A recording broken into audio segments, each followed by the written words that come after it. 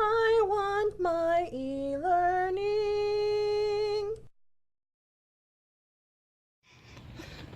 Excuse me, can I ask you a couple of questions? Yeah, sure. The interface between the instructor and the student. So whatever the instructor wants to deliver, it's how they do that, how they connect with the student, and then how the student accesses and processes that information. It sounds like it sounds like a position that figures out the best way to get course content to people, to students. The way that we organize and present materials and create interactive materials for students. So not the content, but how we present it and make it accessible and how students interact with it.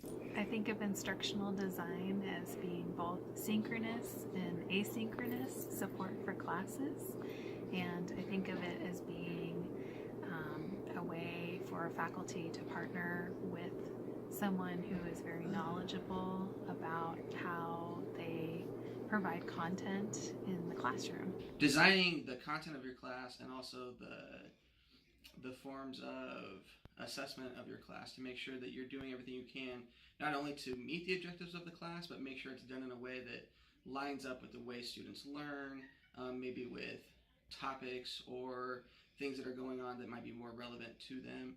But it really has to do kind of like with the large overarching look at the way that you're developing all the material of your course. Designing an educational environment so that students can learn what they need to learn most effectively, reducing hindrances to education. You are putting together a course, an online course, a hybrid course. You're putting it together so that it's efficient, so that it flows, so that it makes sense, so that the students know what the expectations are and where to find the material.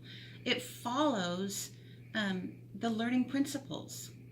Instructional designers are well trained in online learning and in learning principles in general.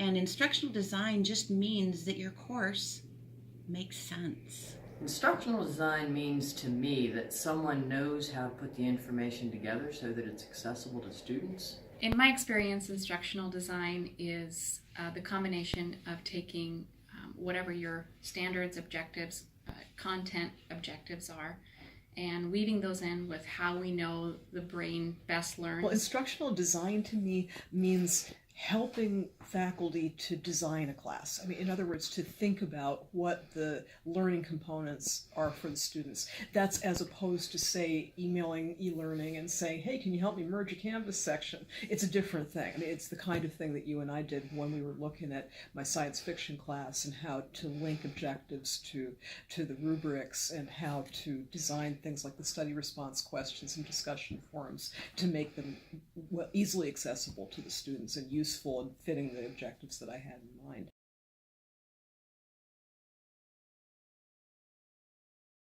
A subject matter expert can teach the subject. An instructional designer can get that teaching to students better. And just looking at the two of us and the way that we work together on my science fiction class, I know the literature and the writers that I want to have the students look at, and I understand what particular learning objectives I have for the students in a given literature class.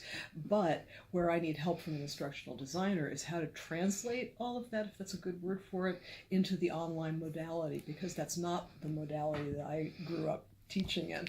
So that's where I've found the instructional design piece to be extremely helpful to me, because it helps me take things that I would do face-to-face and figure out how can I put them online in a way that will affect my students the way I want them to. A subject matter expert, they've studied that particular subject. In my case, it's library and information sciences, and I continue to grow my expertise in that area.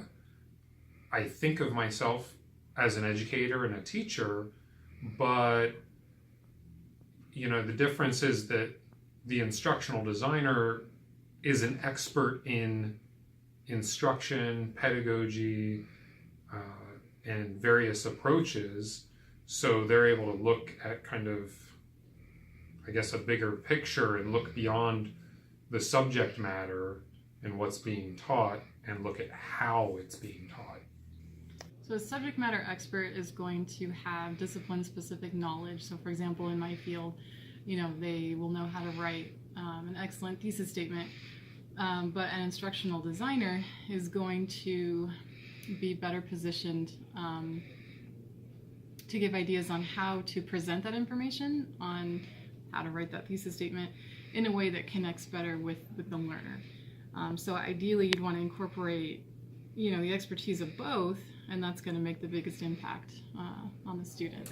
The subject matter expert, at least in my view, is the one that knows about the content or whatever you're trying to teach. For example, when I teach sociology, I am the sociology content expert.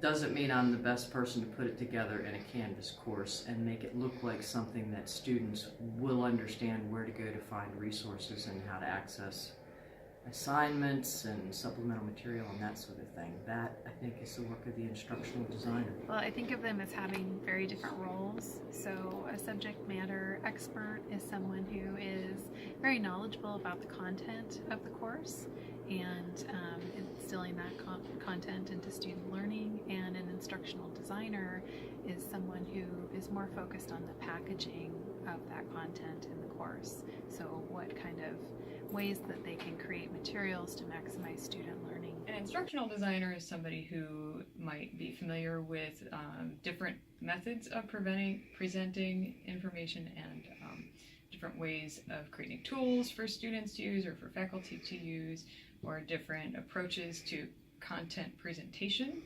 And a subject matter expert is the person who's the expert in that content. The easiest way that I could explain the difference would be that a subject matter expert, first of all, has a broad knowledge in a particular topic, such as history.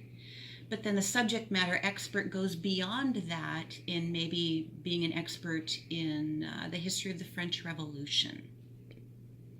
So a broad knowledge, but then a narrower knowledge, and they are the expert on that subject. An instructional designer is not an expert on the subject. They are, however, an expert in how to deliver a highly effective course, how to put it together. A subject matter expert is someone whose knowledge of the area is what's at stake. Okay, so for example, for a psychology class, that's someone who's an expert in psychology. An instructional designer is someone who designs the material to best deliver, designs the tools and environment to best deliver that knowledge.